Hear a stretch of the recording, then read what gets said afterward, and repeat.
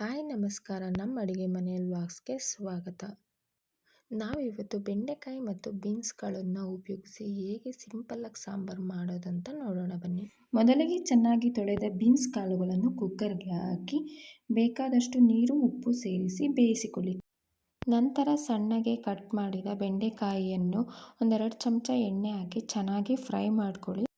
ಅಂದರೆ ಲೋಳೆ ಹೋಗೋ ತನಕ ಚೆನ್ನಾಗಿ ಫ್ರೈ ಮಾಡ್ಕೊಳ್ಳಿ. ನೋಡಿ, ಈ ಥರ ಮಾಡ್ಕೋಬೇಕು.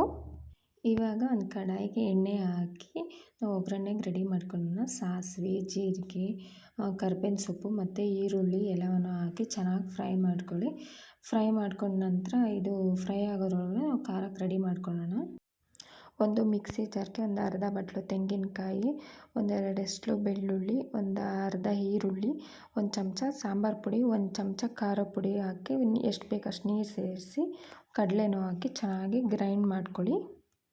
ನಂತರ ರುಬ್ಬಿದ ಮಸಾಲೆನ ಒಗ್ಗರಣೆ ಒಳಗಡೆ ಸೇರಿಸಿ ಅದು ಬೆಳ್ಳುಳ್ಳಿ ಮತ್ತು ಈರುಳ್ಳಿದು ಹಸಿ ವಾಸನೆ ಹೋಗೋ ತನಕ ಚೆನ್ನಾಗಿ ಫ್ರೈ ಮಾಡ್ಕೊಳ್ಳಿ. ನಂತರ ಅದಕ್ಕೆ ಎಷ್ಟು ಬೇಕಷ್ಟು ನೀರು ಆ್ಯಡ್ ಮಾಡ್ಕೊಳ್ಳಿ. ನಂತರ ಇದಕ್ಕೆ ಹುಣಸೆ ರಸ, ರುಚಿಗೆ ತಕ್ಕಷ್ಟು ಉಪ್ಪನ್ನು ಸೇರಿಸಿ ಆಮೇಲೆ ಬೇಯಿಸಿರೋ ಕಾಳು ಮತ್ತು ಹುರಿದ ಬೆಂಡೆಕಾಯಿ ಎಲ್ಲವನ್ನು ಸೇರಿಸಿ ಚೆನ್ನಾಗಿ ಮಿಕ್ಸ್ ಮಾಡ್ಕೊಳ್ಳಿ.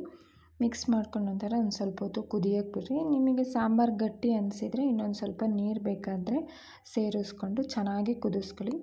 ಇದು ಚಪಾತಿ, ಅನ್ನ ಮತ್ತು ಪೂರಿ ಜೊತೆಗೆ ಎಲ್ಲದಕ್ಕೂ ತುಂಬ ಚೆನ್ನಾಗಿರುತ್ತೆ. ನೋಡಿ, ಇವಾಗ ಚೆನ್ನಾಗಿ ಕುದೀತಾ ಇದೆ. ಮುದ್ದೆ ಜೊತೆಗೂ ತುಂಬ ಚೆನ್ನಾಗಿರುತ್ತೆ. ನೋಡಿ, ಇವಾಗ ರೆಡಿಯಾಗಿದೆ ಸಾಂಬಾರು. ಈ ವಿಡಿಯೋ ಏನಾದರೂ ನಿಮಗೆ ಇಷ್ಟವಾಗಿದ್ದರೆ ಪ್ಲೀಸ್ ಸಬ್ಸ್ಕ್ರೈಬ್ ಮಾಡಿ, ಶೇರ್ ಮಾಡಿ, ಲೈಕ್ ಮಾಡಿ. Thank you for watching.